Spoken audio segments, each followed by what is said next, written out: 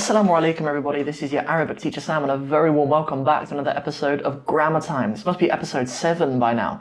You know, we've got through a lot of grammar mistakes by now, so if you haven't caught up on the previous episodes, please just go back in this playlist and catch up on the little tweaks that I've been making to your Arabic. So in this show, if you haven't seen it before, what we do is essentially over the week when I've been teaching Arabic and creating resources and stuff, I spot 5 common mistakes, and in this little show we just pick them apart and I just explain them to you. So, without further ado, let us begin with the first Arabic grammar mistake that I've spotted. So the first one is this. It is regarding doubled verbs. What are doubled verbs? Normally with a verb, we have 3 kind of root letters. We have like a fa, ayn, and a lam letter. Fa, ayn, and lam letter. So we normally have a verb like, you know, to demonstrate, ka, ta, the. Just as an example, okay? But with some verbs, these last 2 letters are doubled in some verbs, okay? So for example, or not even a verb, not even verbs, you know, like what the mistake I've really found is actually with adjectives that are doubled. So things like qaleel, qalilun, you know, so the root letters are qaf, lam, and lam, or the word jadid, you know, and the root letters really are jim, dal, and dal, right? So we kind of have words, they obviously come from a 3-letter root, which is a doubled root, yeah? And the mistake that I've spotted the most often is when we come to do what we call the elative. Okay, I'll show you what I mean by that.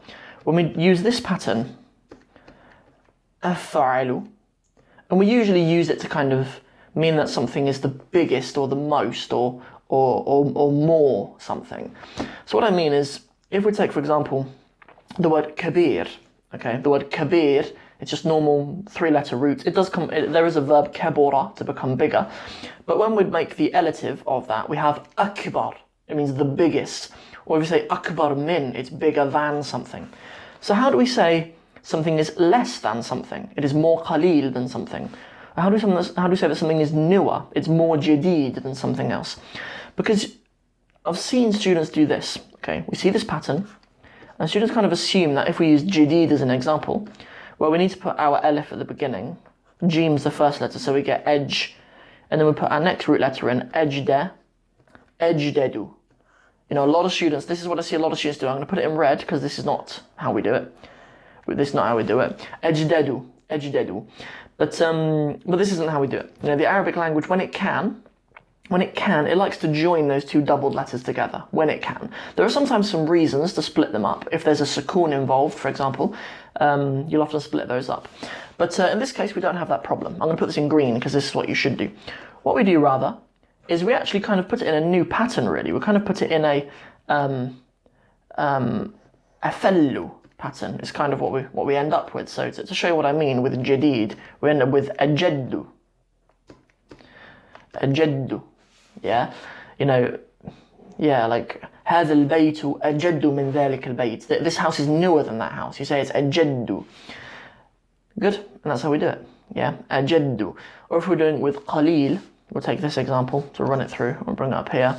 We'll end up with أقل, أقل, أقل من blah blah blah. You know, it's smaller than something or it's less than something. أجد and أقل. Yeah, you don't need to say I don't know, أقلل, أقلل. Yeah, you know it says أقلل. Yeah, عددها أقلل من, you know, its number is أقلل من something else. You don't say أقلل, you say أقل, أقل to mean fewer or less. Very nice, that's the mistake, that's the first mistake, okay, that we see very often with doubled verbs. Very, very common indeed.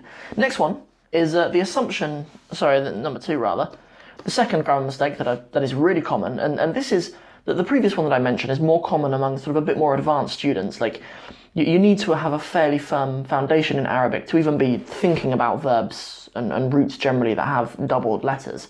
But this one is one that I noticed with students from their very first day studying. So I think it's a mistake of Arabic teachers sometimes when we teach Elif, that we teach Elif like this. We teach Elif like that, and there's a problem with that. Because actually that letter which I've written for you is actually a Hamza. That is pronounced like a Hamza. That's a Hamza qat'a. You pronounce it as an sound. Yeah, so like in the word that we just mentioned, akbar, there's an at the beginning, it's akbaru. But But alif isn't always like that. Do you know what I mean? There's also an alif which will have a hamzat wasl on it. Or there can be an alif which is just a long sound. Do you know what I mean? Like, alif can be used for all those different things. It can have a hamzat qata'a sitting on it, it can have a hamzat wasl sitting on it, and it can just be an empty long alif. Yeah? So, I think that's a problem with when we teach the alphabet, that we kind of have this in the picture and we teach that as that is the letter alif. But really we shouldn't have anything on top of it to just teach it as alif. So what happens quite often is when we see this at the beginning of a word, just like that, we assume it's like an sound. So when we come, like, I remember making this mistake the very first time I went to like my first Quran class. Like after I came to Islam, I was 16, 17 years old. I remember going to like this Quran class with the little kids and stuff, and I remember saying this. Okay, I remember saying Bismi, like in the name of Bismi Allah, Bismi Allahi. Yeah, because I just assumed that every time there's an alif, it's like a hamzat qata', like a tall alif with a, with a hamza on top. So I was like Bismi Allahi, and I hear this so often in people's recitation of the Quran, especially like beginners. When beginners are trying to read the Quran, that's so common. Just assume that every time there's an alif at the beginning of something, and that's especially the case with when we have alif and lam, meaning the. When we have the at the beginning of the word, a lot of people just assume that every word begins al, but it's actually almost never that. It's almost always a hamzat wasl, as is the case with Allah, right? So that's why you sometimes hear sometimes you hear sometimes you hear Allah, sometimes you hear illa, sometimes you hear Allah. In this case, it's Bismillah. You sometimes hear illa, you sometimes hear Allah, you sometimes hear ullah. And that's the same with any word that has alif and lam at the beginning. Al-bayt. You sometimes have ma'al bayt. You sometimes have bil bayt. You have an il bayt. You have something like did you see the house? Ara'ayt al-bayt. Ara'ayt al-bayt. Or if I saw the house, Ara'aytul bayt. So that's just a little comment to make on the alif as well. I think really when we talk about alif, we should explain that sometimes you have alif with a hamzat qata'a, sometimes you have an alif with a hamzat wasl, sometimes you have an alif with none of them at all, and sometimes you have an alif maqsura. So you have these four kind of behaviours in Arabic which are all alif. You know what I mean? And rather than like me as well, I've been guilty of it as well. When I've just taught the kids Arabic and I've just had my little flashcards and I've been like alif, and it's just this one. Do you know what I mean? But really, there's a little bit more meat to the alif. Mistake number 3 is as follows. This is particularly common with native speakers, people who speak Ammiya at home. In Ammiya, we have this really cool little thing we can do where we can just stick ma on the beginning of almost any verb and it makes it negative, even present tense verbs. So, like in Ammiya, you can say things like, أنا ما بحكي, like I don't speak something, or أنا ما بتكلم, like I don't speak in, depending on what dialect you're using. And like, but you just can't do that in Fusha. Do you know what I mean? Arabic has a little bit more precision for its definites. Like if we look at our tenses, if we look at our time frames, and we have like our negatives for our different time frames. In the past, you can use ma. Allah uses it in the Quran many times. Yeah, ma khalaqtul jinna wal ins illa liya'budun. I have not created, jinn and mankind except to worship me. So like ma can be used in the past. That's fine, and so can lam. But lam needs to be used with a jazm verb. Okay. Present tense, we use la. Okay. This is the thing I'm really focusing on. You need to use la instead of ma with present tense verbs. I've seen people who come from like an Hamiyya background, and this is really common in GCSE exams as well. That when you mark GCSE papers, you'll see that you can really spot common mistakes that people who speak Hamiyya at home make, because you'll often see them write, ma yaktubu, or or whatever, ma yaqra, ma whatever, right, with present tense verbs, but you can't do it in Fusha. You have to use la with present tense verb. So it's la that we need to use. Just to finish off talking about the times, in the future use len with a nasab verb, with a fi'l mansoob, nasab. And that's how it's done. Mistake number 4. Part 4 of this week's grammar time. What do we have? Oh, okay, yeah, this is a really common one. So I know that numbers cause a lot of grief to Arabic students, really. But there's a really quick little rule to eliminate a lot of the confusion with it, really. Like when the numbers are taught, we normally break up the numbers into different categories. Like we learn about the grammar just for using the number one, and then we learn about the grammar just for using the number two, and then we learn about the grammar for the numbers from 3 to 10, and then we learn about the grammar from 11 to 19.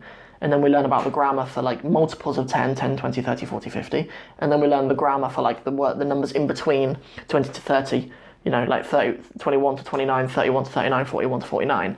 And then we learn the grammar for the numbers 100 and above. And in all that jumble, students often forget which ones they use a plural noun for. So in Arabic, I've seen this mistake. The mistake is this. The mistake is this. People using the plural nouns for numbers. Plural nouns for numbers that are greater than 10. That's the greater than sign, isn't it? So like 11 and above, basically. For 11 and above. So some people might be talking about like 50 houses. And we'll say like خمسون بيوتا. خمسون بيوتا. But the rule, the thing is that this is the thing you've got to remember. The plural of the counted noun is only used with the numbers from 3 to 10. For those of you who aren't like in the midst of having to dealing with this number grammar, in Arabic, the numbers from 3 to 10 you use the plural noun. So, for example, we'd say 3 houses, 10 houses, 9 houses, 4 girls, 8 cars, whatever.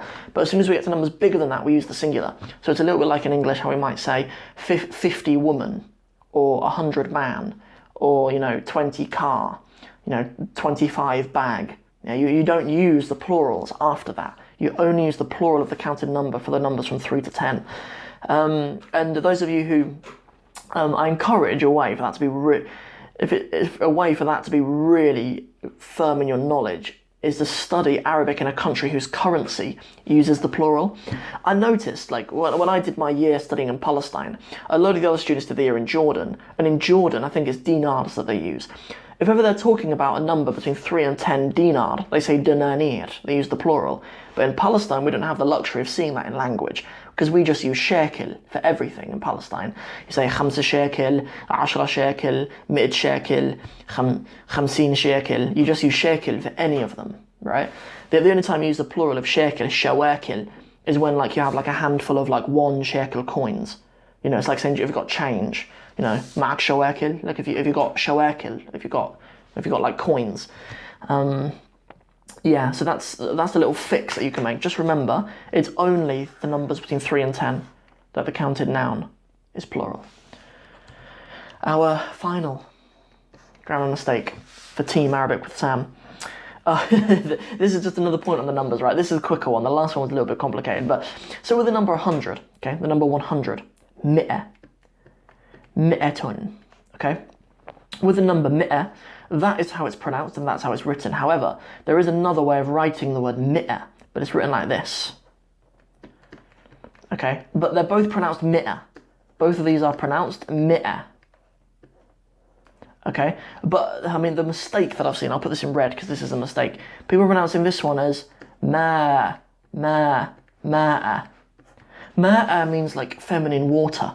It's like saying the word ma', meaning water with like a ta' madbuta on the end. There's no ma'a in Arabic, right? The word is pronounced mi'a, but it's just, I think it's even written with a kasra under there. Like the alif is just an unwelcome little alif in there. That's just been stuck in there and it's just been written like that as a habit. I mean, I really don't know where that came from or why it's ever even written like that, but yeah, but the word mi'a can sometimes be written like that with the alif. Just remember, when it means 100, yeah, that's what you do. Yeah, I suppose this is a bonus. Yeah, this is a bonus little thing. For those of you wanting to turn up just for the 5 corrections, you can leave now, inshallah. Don't leave without subscribing though, because that makes me happy. But for those of you who have stuck around, cheers for sticking around.